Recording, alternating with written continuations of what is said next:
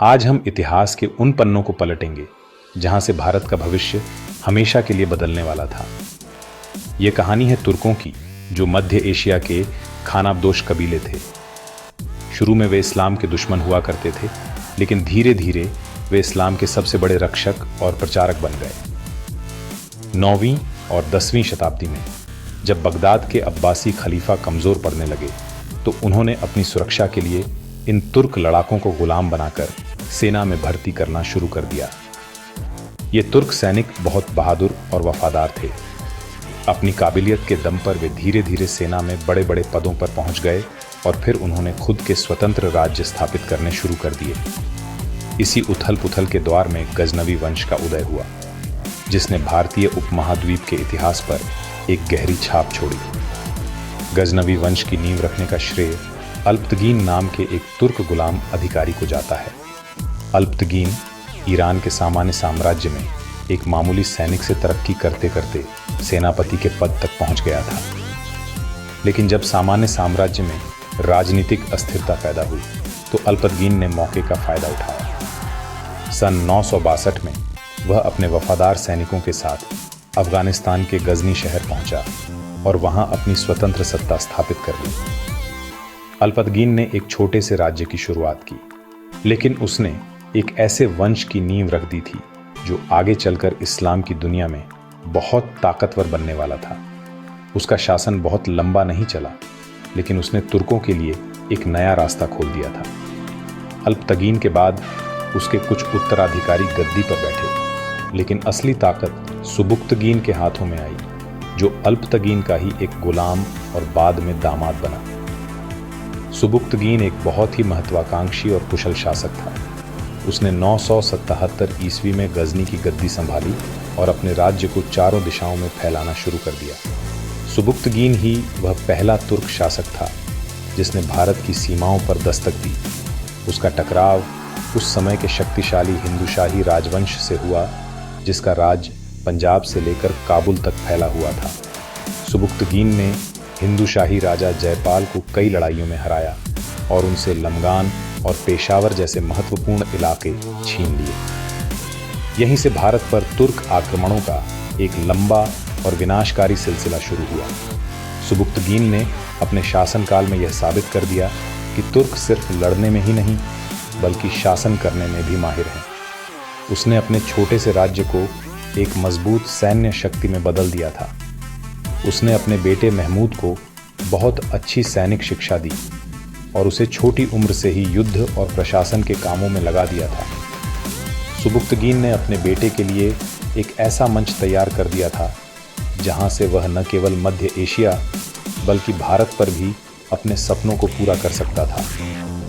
997 में सुबुक्तगीन की मृत्यु के बाद उसका बेटा महमूद गजनवी गद्दी पर बैठा, जो इतिहास में भारत पर अपने 17 आक्रमणों के लिए जाना जाता है। सुबुक्तगीन की मौत के बाद उसके बेटे इस्माइल और महमूद के बीच गद्दी के लिए एक छोटा सा संघर्ष हुआ, जिसमें महमूद की जीत हुई। सन 998 में महमूद गजनी का सुल्तान बना। वह अपने पिता से भी ज्यादा महत्वाकांक्षी और कट्टर था।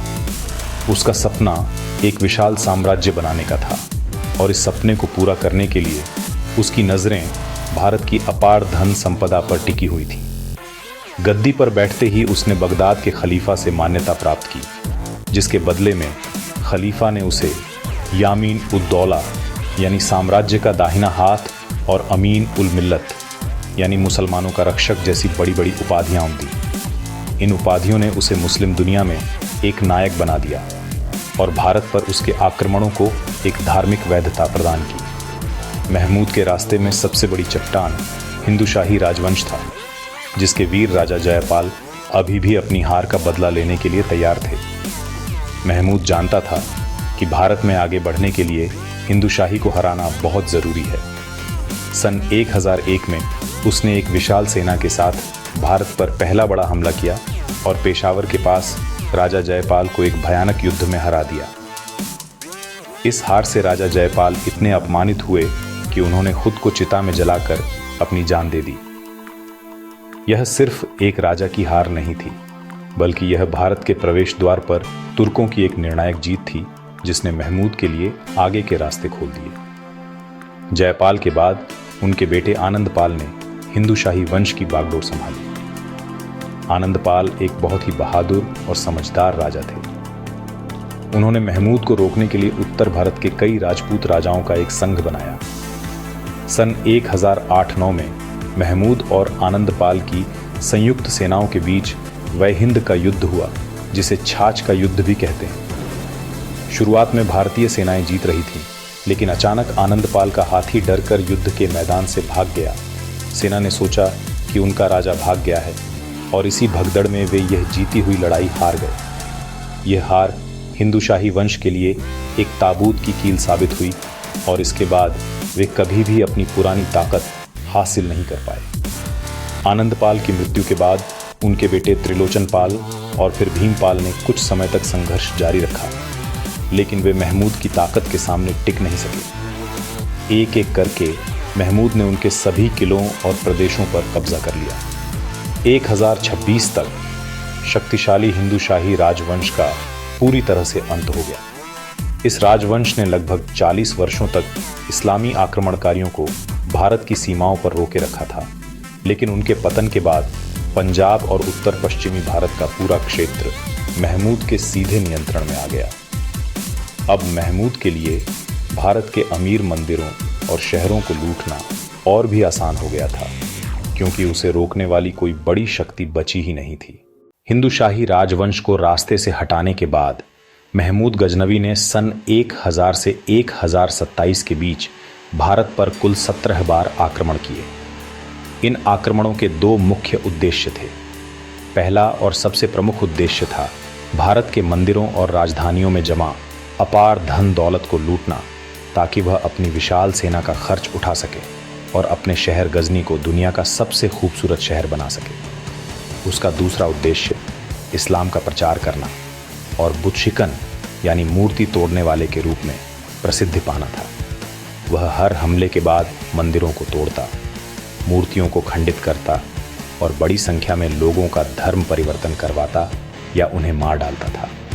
उसके आक्रमणों का निशाना मुख्य रूप से उत्तर भारत के धनी मंदिर और शहर होते थे। उसने नगरकोट, थानेसर, मथुरा और कन्नौज जैसे पवित्र और समृद्ध शहरों पर हमला किया। इन जगहों पर उसने न केवल मंदिरों को तोड़ा, बल्कि सोने, चांदी, हीरे और जवाहरात की शक्ल में इतनी दौलत लूटी जिसकी कोई कल्पना भी नहीं कर सकता। कहा जाता है कि जब उसकी सेना मथुरा पहुंची तो शहर की भव्यता और मंदिरों की सुंदरता देखकर वह खुद हैरान रह गया, लेकिन उसकी धार्मिक कट्टरता और लालच ने उसे इन कलाकृतियों को नष्ट करने से नहीं रोका। हर जीत के बाद वह हजारों लोगों को गुलाम बनाकर गजनी ले जाता था, जहां उन्हें बाजारों में बेच दिया जाता था। महमूद गजनवी का सबसे प्रसिद्ध और विनाशकारी आक्रमण 1025 में गुजरात के सोमनाथ मंदिर पर हुआ था। सोमनाथ मंदिर उस समय भारत के सबसे अमीर और पवित्र मंदिरों में से एक था, जहां दूर दूर से श्रद्धालु आते थे। महमूद एक विशाल सेना लेकर रेगिस्तान के मुश्किल रास्तों से होता हुआ सोमनाथ पहुंचा। वहां हजारों पुजारियों और भक्तों ने मंदिर की रक्षा करने की कोशिश की, लेकिन महमूद की सेना ने उन सभी को मार डाला। उसने मंदिर के मुख्य शिवलिंग को अपने गदे से तोड़ दिया और मंदिर में जमा करोड़ों की संपत्ति लूट ली। इस लूट को ऊंटों पर लादकर वह वापस गजनी ले गया। सोमनाथ की विजय ने उसे इस्लामी दुनिया में एक महान योद्धा और इस्लाम का रक्षक बना दिया। महमूद के ये आक्रमण किसी बिजली की तरह होते थे। वह तेज गति से हमला करता, लूटपाट करता और फिर वापस अपनी राजधानी गजनी लौट जाता था। उसका उद्देश्य भारत में स्थायी रूप से शासन करना नहीं था, बल्कि यहाँ की संपत्ति को लूटकर मध्य एशिया में अपने साम्राज्य को मजबूत करना था। उसका आखिरी बड़ा आक्रमण 1027 में सिंध के जाटों के खिलाफ था, जिन्होंने सोमनाथ से लौटते समय उसकी सेना को परेशान किया था। 1030 में महमूद की मृत्यु हो गई, लेकिन उसके 17 आक्रमणों ने उत्तर भारत को राजनीतिक, आर्थिक और सांस्कृतिक रूप से पूरी तरह से झकझोर कर रख दिया था। महमूद गजनवी के आक्रमणों का भारत पर बहुत गहरा और दूरगामी प्रभाव पड़ा।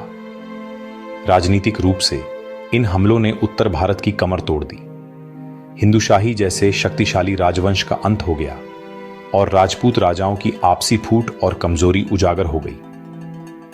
पंजाब और मुल्तान जैसे इलाके गजनवी साम्राज्य का हिस्सा बन गए, जिससे भविष्य के तुर्क आक्रमणकारियों जैसे कि मोहम्मद गोरी के लिए भारत में घुसना बहुत आसान हो गया।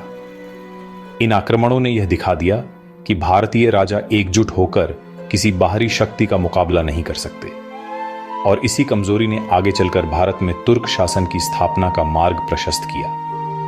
आर्थिक दृष्टि से महमूद की लूट ने भारत को कंगाल बना दिया। उसने भारत से इतनी अधिक धन संपदा लूटी कि कई शहर और राज्य दशकों तक उबर नहीं पाए। मंदिर केवल पूजा के स्थान नहीं थे, बल्कि वे उस समय के बैंक और आर्थिक गतिविधियों के केंद्र भी हुआ करते थे। मंदिरों के टूटने से स्थानीय अर्थव्यवस्था को भारी नुकसान पहुंचा। दूसरी ओर भारत से लूटी गई दौलत से महमूद ने अपनी राजधानी गजनी को महलों, मस्जिदों, पुस्तकालयों और बगीचों से सजाया, जिससे वह मध्य एशिया का एक प्रमुख सांस्कृतिक केंद्र बन गया। इस तरह भारत की दौलत से गजनी का विकास हुआ, जबकि भारत गरीबी और विनाश में डूब गया।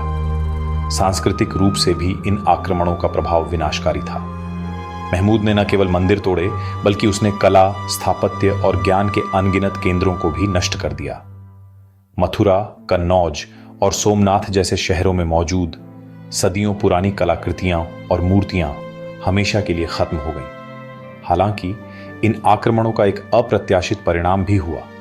महमूद के साथ कई विद्वान और लेखक भी भारत आए, जिनमें सबसे प्रमुख अलबरूनी था। अलबरूनी ने भारत में कई साल बिताए, संस्कृत सीखी और यहाँ के धर्म, विज्ञान, दर्शन और समाज का गहराई से अध्ययन किया। उसने किताब उल हिंद नाम की एक प्रसिद्ध पुस्तक लिखी, जो आज भी 11वीं सदी के भारत को समझने के लिए एक अमूल्य ऐतिहासिक स्रोत मानी जाती है। अंत में महमूद गजनवी के आक्रमणों ने भारतीय समाज में एक गहरी दरार पैदा कर दी। इन हमलों ने हिंदुओं और मुसलमानों के बीच अविश्वास और कड़वाहट के बीज बो दिए, जिसका असर सदियों तक महसूस किया गया। महमूद को मुस्लिम इतिहासकार एक महान इस्लामी योद्धा के रूप में याद करते हैं, जबकि भारतीय इतिहास में उसे एक क्रूर लुटेरे और विनाशकारी आक्रांता के रूप में देखा जाता है। भले ही उसका मुख्य उद्देश्य दौलत लूटना था, लेकिन उसने अपने कार्यों को धर्म का चोला पहनाया, जिससे दोनों समुदायों के बीच एक स्थायी खाई बन गई। इन घटनाओं ने भारतीय इतिहास की दिशा को हमेशा के लिए बदल दिया और एक ऐसे युग की शुरुआत की जिसमें भारत को लगातार विदेशी आक्रमणों का सामना करना पड़ा।